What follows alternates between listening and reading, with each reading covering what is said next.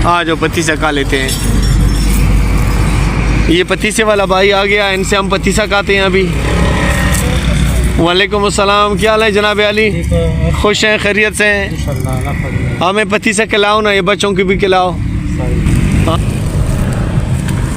ये हाजी साहब के लिए है, ये दूसरे मोहम्मद ज़ा के लिए है। इसका अबू का नाम सैबो है। सैबो है? अच्छा, ये क्या करता है?